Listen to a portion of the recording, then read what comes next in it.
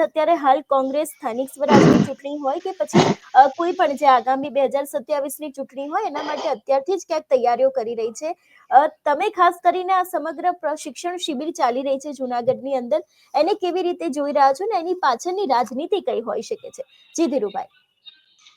જી બેન, વિસાવદરનું પરિણામ આવ્યા પછી જે રીતે આમ આદમી પાર્ટીએ વિસાવદરની પદ્ધતિથી લોકોની વચ્ચે જવાની કામગીરી પૂરા સૌરાષ્ટ્રમાં એને શરૂ કર્યા પછી કોંગ્રેસ ખૂબ હરકતમાં આવી છે અને રાજ્ય કક્ષાની શિબિર, જેની અંદર આખા ગુજરાતમાંથી લગભગ 40 થી 45-50 મુખ્ય આગેવાનો જિલ્લા કક્ષાના જુનાગઢમાં ચિંતન શિબિર કરી રહ્યા છે. એની અંદર રાષ્ટ્રીય કક્ષાના નેતાઓ આવ્યા છે.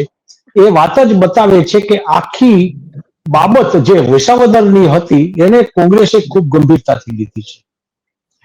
સાથે સાથે અમે પત્રકાર તરીકે આ શિબિરનું કવરેજ લેવા જતા હોઈએ છીએ, ત્યાં જે પ્રકારના લાગણી ભર્યા પ્રસંગોને અને રાહુલજીએ છેલ્લે અહીં આવીને હમણાં 2 દિવસ પહેલા રાહુલજી આવેલા અને એક આ બધા આગેવાનો જે ખાસ કરીને કોંગ્રેસના જિલ્લા કક્ષાના વરિષ્ઠ આગેવાનો હતા એની વચ્ચે પારિવારિક વાતાવરણ ઊભું કરીને એક લાગણીનો ટચ આપીને આ વાતને એક પારિવારિક જોડાણથી જોડીને પણ એક રાજકીય રીતે એક નવી વાત કોંગ્રેસમાં ઊભી કરી છે.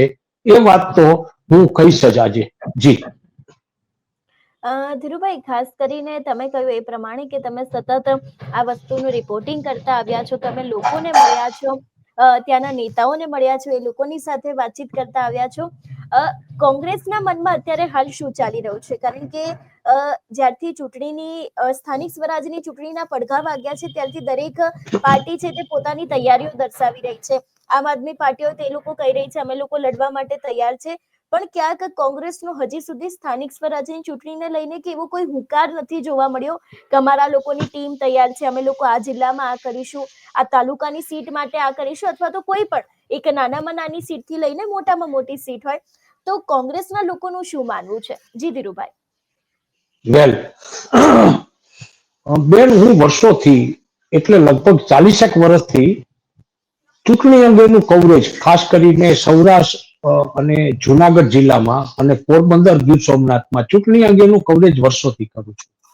બિલકુલ. 1990માં જ્યારે કોંગ્રેસના શાસનમાંથી ભાજપ તરફ પરિવર્તનના દ્રષ્ટિકોણથી મતોનું પરિવર્તન થતું હતું, એ સમયના સંકેતો અને અત્યારના સંકેતો ક્યાંક નવી વાત અને નવી હવા તો ઊભી થઈ રહી છે.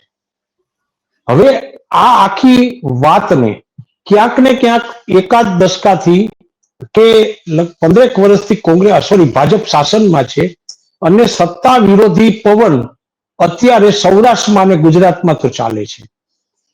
આ સ્થિતિમાં સત્તા વિરોધી પવનને પોતાની તરફેણમાં કરવા માટે જે રીતે કોંગ્રેસે એક લાગણીનો ટચ આપીને પોતાના કાર્યકરોને એક પારિવારિક ભાવથી ચિંતન શિબિરોમાં ગોઠવીને એક વ્યવસ્થિત રીતે પરિવારનો ભાવ છેક જિલ્લાના કોંગ્રેસના આગેવાનથી પ્રદેશના આગેવાન અને પ્રદેશના આગેવાનથી રાષ્ટ્રીય કક્ષાના આગેવાન સુધી એક પારિવારિક ચેઇન ઊભી કરીને એક પ્રાથમિક દ્રષ્ટિકોણથી એક ચૂંટણી માટેનું વાતાવરણ તૈયાર થતું વ્યૂહાત્મક દ્રષ્ટિએ એવું મને લાગે છે.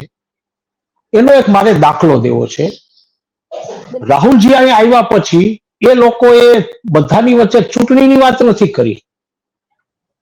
રાહુલજીએ એના 1.5 કલાક કે 2 કલાકના એના રોકાણ દરમિયાન દરેક જિલ્લાના પ્રમુખોને, લગભગ પ્રમુખ અને મહામંત્રીઓ સહિત 40-45-50 લોકોની આ શિબિરમાં દરેક લોકોને એક પ્રશ્ન પૂછ્યો કે તમે રાજકીય રીતે સતત કાર્યરત હોવો છો ત્યારે તમારા પરિવારની તમે ઉપેક્ષા તો નથી કરતા ને?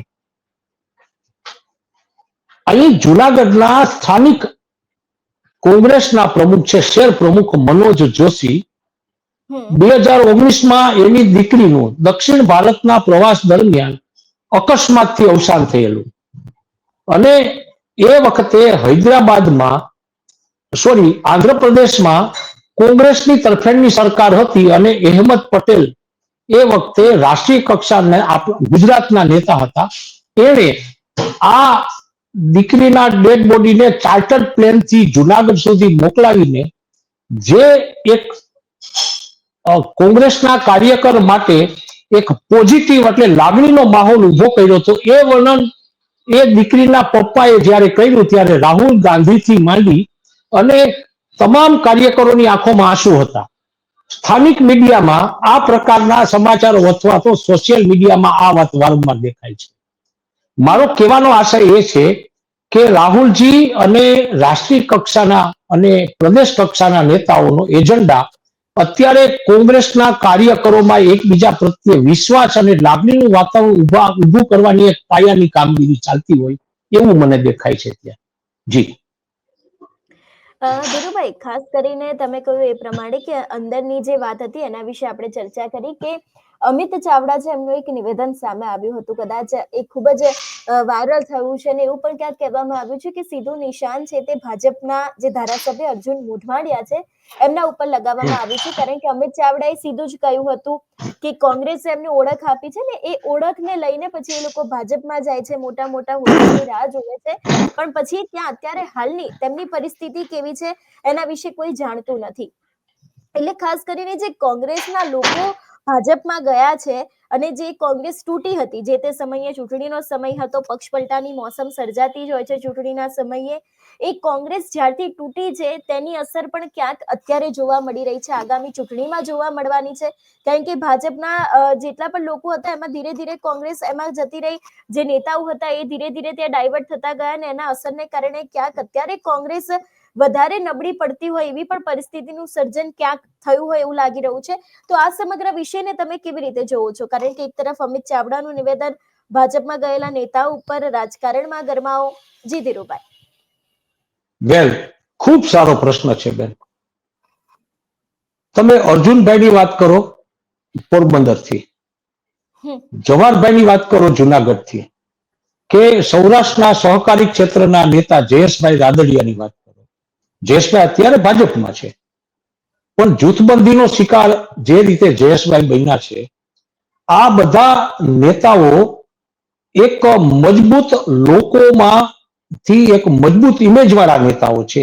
આ 3 કે 4 એવા સૌરાષ્ટ્રના કેટલાક આગેવાનો જે એવા છે કે જે કોંગ્રેસમાં હોય કે ભાજપમાં હોય, એ લોકોએ પોતાની એક અલગ ઇમેજ લોકોમાં ઊભી કરી છે. આ બધા નેતાઓ એવા છે કે જે લોકો પ્રજામાં એક મજબૂત સ્થાન વર્ષોથી પામેલા છે. હવે અર્જુનભાઈની વાત કરું, છેલ્લી જે સ્થિતિ છે, કોંગ્રેસમાંથી જો ભાજપમાં ગયા હોય એવા કોઈ જો નેતા હોય તો અર્જુનભાઈ છે. બિલકુલ. હું વારંવાર પોરબંદર પ્રિન્ટ મીડિયા માટે રિપોર્ટિંગ કરવા જાઉં છું અને અર્જુનભાઈ સાથે મારે એક સારા ટર્મ્સ છે અને છેલ્લી મારે અર્જુનભાઈ સાથે મુલાકાત થઈ એ દરમિયાન અર્જુનભાઈ જે રીતે ત્યાં સ્થાનિક લોકોના પ્રશ્નોને ઉકેલવા માટે એનું કાર્યાલય, એના પીએ અને એની જે સ્થિતિ છે, સતત લોકોની વચ્ચે રહીને એની જે કામ કરવાની જે પદ્ધતિ છે ને, એ પદ્ધતિને કારણે અર્જુનભાઈ છેલ્લા 1 દશકાથી પોરબંદર પંથકમાં ખૂબ લોકપ્રિય છે. એ પછી કોંગ્રેસમાં હોય કે ભાજપમાં હોય,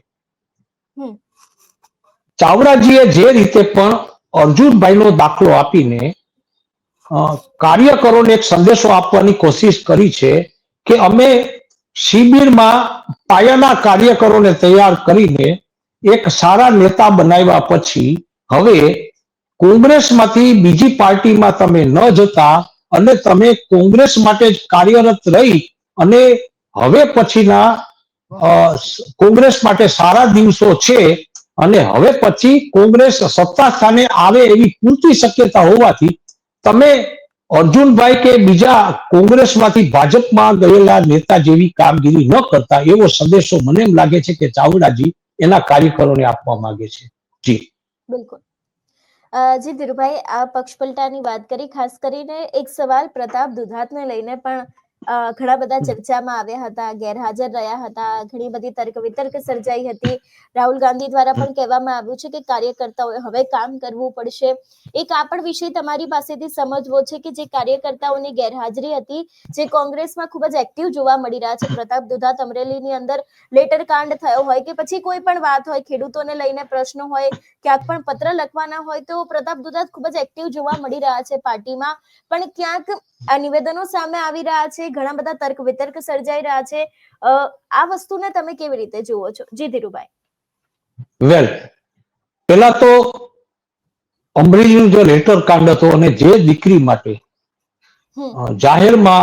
જાહેરમાં જે પોલીસે વર્તન કર્યું હતું, એ મુદ્દાને સૌરાષ્ટ્રમાં વિરોધ પક્ષ એક મુદ્દો બનાવીને જે રીતે લોકોની વચ્ચે જવું જોઈએ અને જોરદાર લડત કરવી જોઈએ, એ લડત કરવામાં કોંગ્રેસ થોડી મૂડી ઉતરી છે.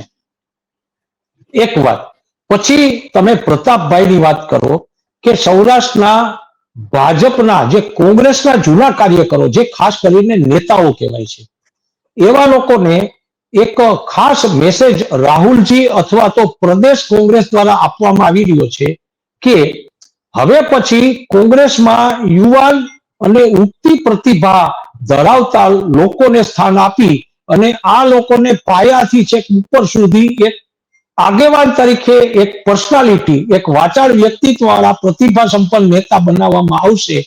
એમાં જે નેતાઓ ફક્ત કોંગ્રેસ કે પછી બીજા વ્યક્તિ, કોંગ્રેસ કે ભાજપ, કોંગ્રેસ કે ભાજપ, કોંગ્રેસ કે આમ આદમી પાર્ટી, આવી બધી વાતો કરનારા નેતાઓ હશે, એનું કોંગ્રેસમાં હવે કોઈ સ્થાન નથી, એવો સંદેશો આપવાનો પ્રયાસ કદાચ રાષ્ટ્રીય કક્ષાએ અને પ્રદેશ કક્ષાની નેતાગીરી દ્વારા થતો હોય એવું દેખાય છે. જી ધીરુભાઈ, અમારી સાથે જોડાવા બદલ આપનો ખૂબ ખૂબ આભાર.